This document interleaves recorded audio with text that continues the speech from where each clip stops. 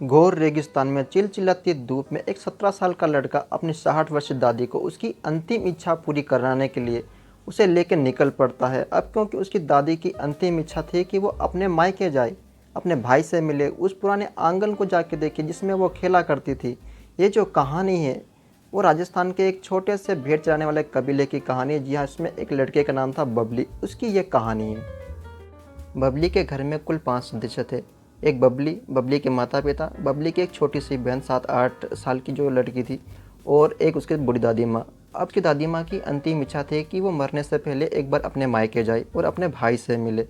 लेकिन कारण ये था कि वो अपने घर से काफ़ी दूर थी, वहाँ से लगभग 100 मील की दूरी पर उसका मायके पड़ता था। उसके सामने टास्क ये था कि वो इतनी दूरी तक अपनी दादी माँ को ले जाए कैसे, क्योंकि पहली बात तो उसका बुढ़ापा आ चुका था और इतना दूर तक चल नहीं पाती थी। अब दूसरा टास्क ये था कि उसको वहाँ तक जाने का रास्ता भी नहीं पता था, तो अब जाए कैसे। तभी उसी समय वहाँ पे अकाल पड़ जाता है। अब अकाल के समय ऐसा होता है कि जो भेड़ चराने लोग होते हैं वह अपने गांव को छोड़ करके कहीं दूर अपने भेड़ों को चराने के लिए ले जाते हैं। तो उस समय उसको पता चला कि जो भेड़ चराने वाले उसके गांव के जो लोग हैं वो सभी मिल करके अपनी भेड़ों को ले जाके कोई दूसरे गांव में जा रहे थे, और वो जो गांव में जा रहे थे वो गांव उसकी दादी के मायके के पास में पड़ता था। अब क्योंकि उसकी दादी माँ जो है कि बूढ़ी हो चुकी थी, अब वो चल सकती नहीं थी इतनी दूरी तक, तो इसलिए बबली ने एक जुगाड़ जमाया कि उसने क्या किया कि गधी को खरीदा, और गधी को खरीद कर उसके ऊपर उसकी झांकी जमाई। चलने को तैयार होते तभी वहाँ की जो भीड़ का सरदार था उसको पता चलता है कि जो बबली वो अपनी दादी माँ को भी साथ में लेके आ रहा है। तो भीड़ के सरदार ने उसको स्पष्ट मना बोल दिया कि तू अपनी इस बूढ़ी दादी माँ को साथ में लेके नहीं आ जा सकता, क्योंकि हमें जाना है बहुत दूर, और दूरी कम नहीं थी, उसको तय करना इतना आसान भी नहीं था। सो बबली ने एक प्लान बनाया कि यहाँ से मेरे 10 मील की दूरी पर पे एक भूवाजी रहती है, वहाँ पे इसको छोड़ देंगे। सो सरदार जो है कि मान जाता है, ठीक है वहाँ तक इसको छोड़ देंगे। सो वहाँ तक वो चलते हैं। वहाँ पे जाने के बाद सरदार उसको बोलता है कि अब तुम अपनी दादी माँ को यहाँ छोड़ सकते हो, अब हम आगे की दूरी तय करेंगे।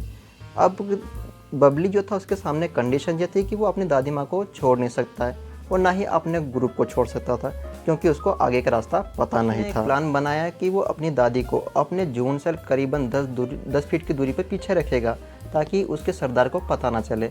सो एक दिन तो उसे गुजर जाता है, लेकिन एक दिन क्या होता है कि उसके सरदार को पता चल जाता है कि उसने अपनी दादी माँ को छोड़ा नहीं।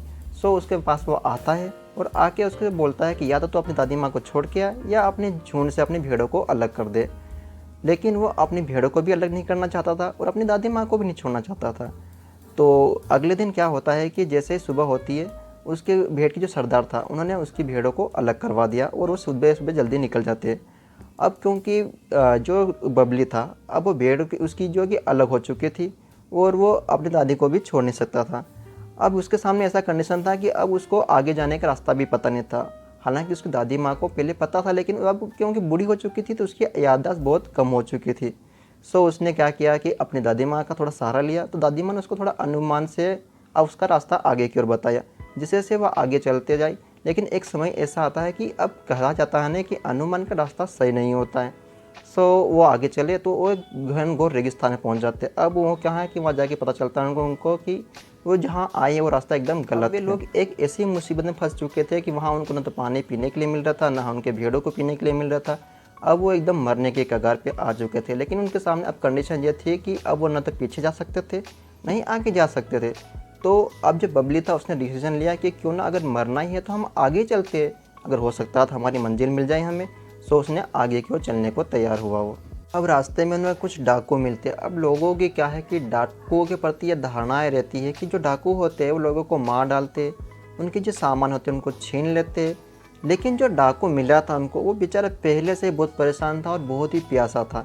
वो जैसे उनके पास के आता है, आके धड़ांग से गिर जाता है। जैसे वो गिरता और बोलता बस एक ही वर्ड कि मुझे पानी चाहिए, मुझे पानी पिला दो। अब क्योंकि बबली के पास भी पानी ख़त्म हो चुका था, लेकिन कुछ थोड़ा बहुत बचा था, उसको दे देता है और उससे कहता है कि अब तुम मुझे मार डालोगे, लेकिन मारना ही चाहते हो तो मार दो, लेकिन अगर ज़िंदा रखते हो तो तुम जो है कि मुझे रास्ता बताओगे। सो वो डाकू बोलता है कि एक बार तो दुश्मन भी मैं आपको माफ़ कर सकता, तो मैं तो डाकू हूँ, मेरे पास तो थोड़ी बहुत तो इंसानियत है। सो वो उनको उसके गांव तक, वहाँ पे तक उनकी जो बाउंड्री होती है वहाँ तक उनको छोड़ देता है। इस प्रकार जो है कि वो बबली अपनी दादी को उसके मायके तक ले जाता है। अब देखो ये कहानी एक आपको नॉर्मल सी लग रही होगी, लेकिन इसमें जो कहानी है वो बबली की साहस, जिद की कहानी है।